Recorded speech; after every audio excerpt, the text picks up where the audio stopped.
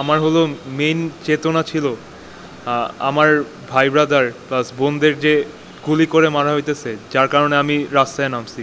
এছাড়া আমি রাস্তায় নামতাম না। আস্তে আস্তে সব ট্রিটমেন্ট দেওয়ার পর আমার দিকে আসলো, 7-8টা বুলেট বের করলো। এখনও প্রায় আমার শরীরে ঘাট থেকে হাঁটু পর্যন্ত প্লাস পেট সহ আর বুক সহ প্রায় 150টা বুলেট আছে। আমার নাম সামির হায়দার। আমি সেকেন্ড ইয়ারে এবার এইচএসসি শিক্ষার্থী। আর আমি খিলগাঁও মডেল কলেজের একজন ছাত্র। আমাদের মেইন টার্গেট ছিল আমাদের কলেজ থেকে, মানে আমাদের একটা গ্রুপ ছিল, আমাদের সেই গ্রুপটা আমরা গঠন করে আমাদের মেইন টার্গেট ছিল ব্র্যাকের দিকে যাওয়া। এখন আমরা হলো রাস্তার মাঝখানে গোলাগুলির মধ্যে আমরা আবুল হোটেলের সামনে মালিবাগ আবুল হোটেলের সামনে আমরা আটকায় গেছিলাম। প্লাস ওইখান থেকে ব্র্যাকের থেকে আমাদের দিকে পুলিশ আসতেছিল, প্লাস খিলগাঁও মডেল কলেজের যেই খিলগাঁওয়ের রাস্তাটা সেদিক থেকেও পুলিশ আসতেছিল। তার মানে আমরা মাঝখানে আটকে গেছিলাম। হ্যাঁ, আমি 18 জুলাই আমি গুলিবিদ্ধ হই। আর আমি যে জায়গায় আহত হই সেখানে অনেকেই আন্দোলন করতেছিল, প্লাস সেখানে অলরেডি অনেকে আহত হয়ে গেছিলো। জায়গাটা হলো মালিবাগ আবুল হোটেলের একবারের সামনে। আমি মেইনলি যখন আন্দোলন করতেছিলাম তখন ছাত্রলীগের কর্মীরা আমাদের দিকে ধাওয়া করতেছিল, প্লাস পুলিশ অন্য সাইড দিয়ে ধাওয়া করতেছিল। তখন আমরা মাঝখানে আটকায় যাওয়ার ফলে অনেকে আর কি ইট পাক্কেল মারা শুরু করেছিল। তখন আর কি আমার গায়ে হঠাৎ লোহার মতো একটা আওয়াজ হলো, যেমন মনে করেন যে লোহার সাথে লোহা বাড়ি খাইলে যেমন আর কি। তখন আর কি আমি জাস্ট হাতের দিকে তাকাইছি আর আমার বুকের দিকে তাকাইছি। আমি দেখি যে পুরা শরীর থেকে রক্ত বেরোতেছে। প্লাস তখন আমি অনেক বেশি রক্তক্ষরণ হওয়ার কারণে অনেকটা সেন্সলেস হয়ে গেছিলাম। সামনে একটা ছেলে ছিল আমার, যে আর কি তার গলায় গুলি লাগছিল। এখন আমার তখন আর কি সেন্স ছিল না যে আমি কি করব। ওই ছেলেটাকে বাঁচানোর জন্য আমি জাস্ট ওর শার্টের কলার ধরে টানা শুরু করছি আবুল হোটেলের পিছনের গলির ভিতরে নিয়ে যাওয়ার জন্য, যেন সেখানে একটু সেফ থাকে। ওইখানে নিয়ে যাওয়ার ওই ছেলের সাথে আম্মুও ছিল। ওই ছেলেটার আম্মু তো আমাকে দেখে টানাটানি শুরু করছে যে আমার ছেলে কি হইলো, ওকে বাঁচাও। আমি তো এদিক দিয়ে আমি আহত আর ওই ছেলেও আহত। ওকে টেনে নিয়ে যাওয়ার পর আমার অলরেডি অনেক বেশি রক্তক্ষরণ হয়ে গেছিলো, যার কারণে আমি ওইখানে সেন্সলেস হয়ে গেছিলাম। বলতে গেলে একবারে সেন্স নাই এমন না, আমি কনসিয়াস ছিলাম যে আমি নড়তেছি, এটা বুঝতেছি। আমি জাস্ট রাস্তার মধ্যে বসে পড়ছি।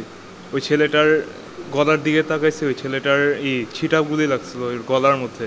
ওর গলা থেকে চাপ দিয়ে 7-8টার মতো বুলেট বের করতে পারছি। মাঝখান দিয়ে একজন তুলা আনলো, তারপরে মেডিসিন আনলো, তুলার মধ্যে মেডিসিন লাগাই ওই ছেলেটার গলায় চেপে ধরছি।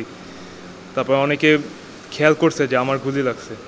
একটা ভাই এসে বলে যে ভাই তোমার দেখছো গুলি লাগছে, তোমার রক্ত পড়তেছে।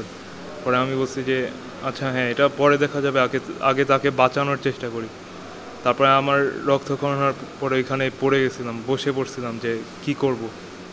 পরে বাসায় সবার প্রথমে কল দিলাম যে আম্মু আমার তো গুলি লাগছে, এখন কি করব আমি, আমার তো হয়তো বেশি রক্তক্ষরণ হয়ে গেছে, এর জন্য বাঁচতে পারবো না হয়তো। এখন আম্মু তো কান্নাকাটি ওইখানেই। আম্মু তো জানতে চাইতেছে কোন হসপিটালে যাবি। আমি তো জানি না কোন হসপিটালে যাব, কারণ একদিক দিয়ে রাস্তা সব ব্লক, আরেক দিক দিয়ে পুলিশ ধরলে আরও বেশি বিপদ, আরেক দিক দিয়ে ছাত্রলীগ। এর জন্য আর কি মাঝখানে আটকে গেছি। এখন ওইখানে আমি প্রায় আধা ঘন্টার মতো পড়েছিলাম। পরে একজন আসলো মগবাজার কমিউনিটি হসপিটাল থেকে, সে আন্দোলনে ছিল। সে বলতেছে ভাইয়া চলো, চোখ বন্ধ করো না, তোমাকে রিক্সায় ওঠার মগবাজার নিয়ে যাব। বলছি আচ্ছা ভাই, যেটা ভালো মনে করো করো। পরে সেখানে গেলাম, ওইখানে ট্রিটমেন্ট করতেছিল। এখন হসপিটালে ঢুকার সাথে সাথে যে এত বেশি মানুষ, ওইখানে আমি ঢুকতে পারতেছিলামই না যে এত বেশি মানুষ কীভাবে আমাকে ভিতরে নেবে। হ্যাঁ, ওইখানে আহত বেশিরভাগই আহত ছিল, বেশিরভাগ আহত ছিল। আর বেশিরভাগ ক্রাউড ছিল যে দেখতে আসছে, জাস্ট দেখতে আসছে। এখন আমি তো কি করব, আমি বলতেছি যে সবাই একটু চাপেন, আমি একটু ভিতরে যাই, আমার আহত লাগছে, এখন আমার গায়ে গুলি লাগছে। তখন ওরা আর কি আস্তে আস্তে সাইড দিল, ভিতরে গেলাম। ভিতরে স্বেচ্ছাসেবকের অভাব, অনেকে আর কি অন্য সবাইকে ট্রিটমেন্ট দিতে ব্যস্ত। এখন মাঝখানে আমি আটকে গেছি যে কি করব, আমাকে ট্রিটমেন্ট দেওয়ার মতো কেউ নাই। এখন আমি নিজে উঠে বসলাম, নার্সকে ডাক দিলাম একটা, নার্সকে বললাম আপু একটা পেন কিলার লাগবে, আমার আমার প্রচুর ব্যথা করতেছে। এখন উনি আর কি নিয়ে আসছে কোনোভাবে। এখন একটু পরে আমার কাছ থেকে টাকা দাবি করতেছে যে পেন কিলারের দাম এত, তুমি দিলা না টাকা। আমি বলছি যে আমি আমি এই অবস্থায় কীভাবে মানি ব্যাগ বের করে আপনাকে টাকা দিব, আমার কাছে ছিলই মাত্র 50 টাকা। এখন কি করব আর, তখন আর কি আস্তে আস্তে সব ট্রিটমেন্ট দেওয়ার পর আমার দিকে আসলো, 7-8টা বুলেট বের করলো। এখনও প্রায় আমার শরীরে ঘাট থেকে হাঁটু পর্যন্ত প্লাস পেট সহ আর বুক সহ প্রায় 150টা বুলেট আছে। বের করা হয়নি একটাও, কিন্তু সবগুলা ভিতরে আছে, কিন্তু যেগুলো একবার স্কিনের কাছে ছিল সেগুলো একটু চাপ দিয়ে বের হয়ে গেছে আর কি, ওনারাই বের করে ফেলছে। ডাক্তার তো বলছে যে তেমন কিছু করার নাই, যেহেতু অনেক ডিপ চলে গেছে বুলেটগুলো। বলছে যে তোমার কয়েকটা বুলেট হাড্ডির ভিতরে চলে গেছে। এখন আমি বলছি যে কিছু করার নাই। বলছে যে সামনে তোমার বের করা যাইতো, কিন্তু তোমার 50-50 চান্স আছে, তোমার হয় হাত বাদ হয়ে যাবে না হলে হাত থাকবে। এর জন্য আমি বলছি যে যেহেতু এইরকম তাহলে আমি থাকতেই দিই, যেরকম আছে সেরকমই। এখন মনে করেন যে মাঝে মাঝে সমস্যা হয় যে আমার কনুইর ভিতরে সবগুলা বুলেট এখনও আছে, আমি ফিল করতে পারি যে হাত নাড়ানোর সময়, প্লাস কবজিতে আছে আর হাঁটুতে আছে।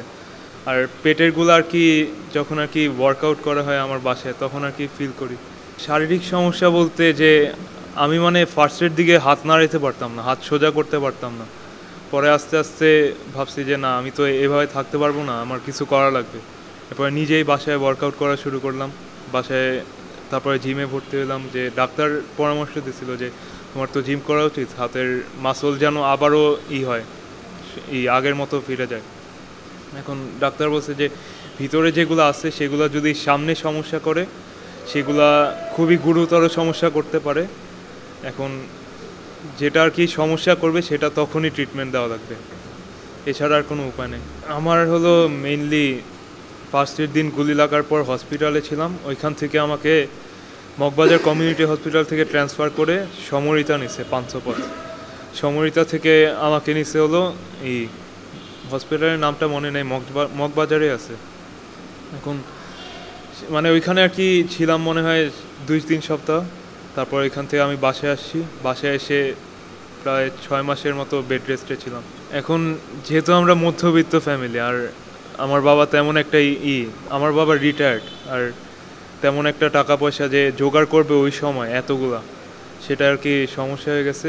তাও কোনোভাবে জোগাড় করে ফেলছে।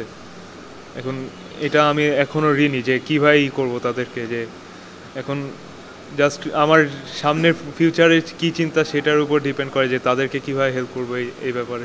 জি, আমি সরকারের থেকে সহযোগিতা পেয়েছি। জুলাই ফাউন্ডেশন থেকে আমাকে 2 লাখ টাকা দিয়েছে, প্লাস আমার পরিচিত অনেকে আহত হয়েছে, কিন্তু তারা অনেকে দ্বিতীয় ধাপে টাকা পায় না, কারণ মাঝখানে দুর্নীতি ঢুকে ফাউন্ডেশন থেকে ফান্ড থেকে সব টাকা মেরে দিয়েছে, যার কারণে আর কি অনেকে পায় না এখন। মানে একটাই আফসোস যে ওই ছেলেটার যে গুলি লাগছে, ওই ছেলেটার কোনোভাবে টেনে নিছি, কিন্তু ওই ছেলেটার গলায় গুলি লাগছে, কীভাবে বাঁচাবো ওই ছেলেটাকে।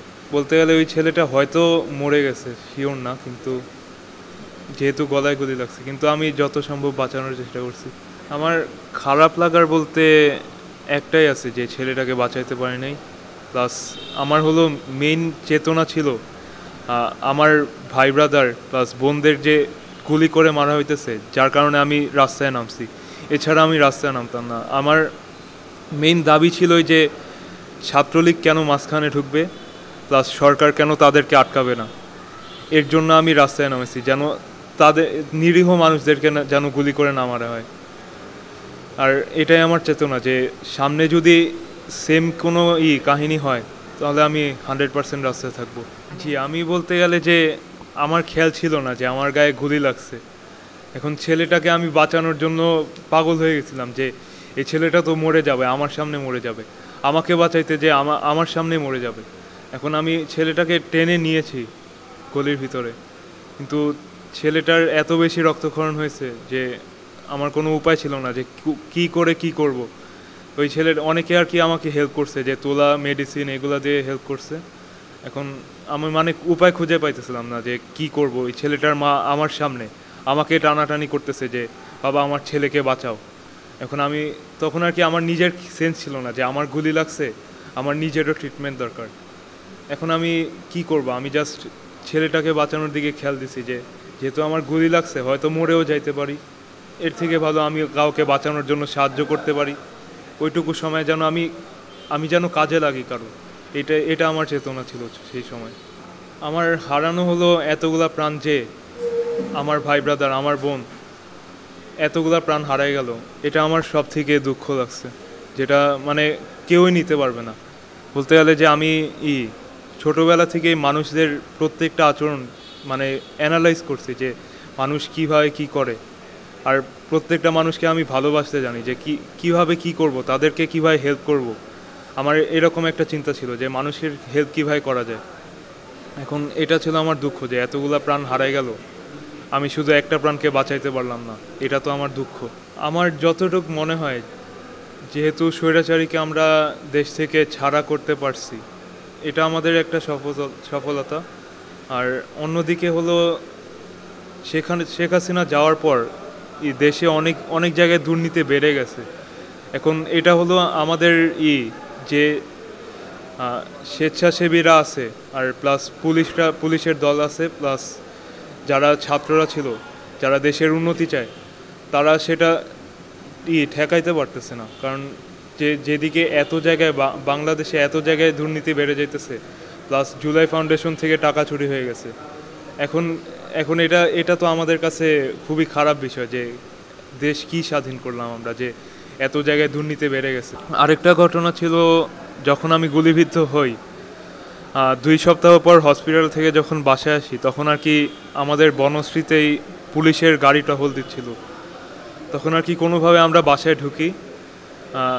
প্লাস অনেকেই হয়তো জানে না যে সিআইডি এর পিছনে ছিল, যে সিআইডি অনেক রাত্রেবেলা কালো গাড়ি নিয়ে আমাদের বাসায় সামনে আসতো, যে কীভাবে জানি খোঁজখবর লাগাইতে পারছে যে এই বাসায় এই বিল্ডিংয়ের এই এততলায় আমার গুলি লাগছে, যে সামির নামের একজন গুলি লাগছে।